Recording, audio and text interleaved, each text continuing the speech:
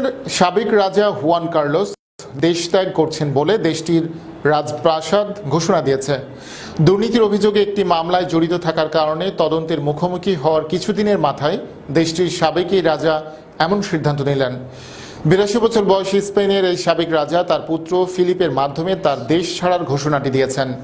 6 বছর আগে ছেলে ফিলিপের হাতেই তিনি ক্ষমতা অর্পণ করে অবসরে যান। কার্লোস বলছেন, যদি কৌশলীদের তাকে জিজ্ঞাসাবাদের প্রয়োজন হয় তাহলে যথাসময়ে তিনি হাজির হবেন। সৌদি আরবে একটি দ্রুতগতির রেল প্রকল্পে হওয়া দুর্নীতির সঙ্গে হুয়ান কার্লোসের জড়িত থাকার অভিযোগে গত জুনে একটি তদন্ত শুরু করে স্পেনের সুপ্রিম কোর্ট। হুয়ান কার্লোস দীর্ঘ প্রায় 40 বছর ক্ষমতায় থাকার পর মেয়ের স্বামী জড়িত এমন একটি দুর্নীতির ঘটনা তদন্ত এবং স্পেনের আর্থিক সংকটের সময় রাজার বিতর্কিত হাতি শিকার ভ্রমণের পর পদত্যাগ করেন।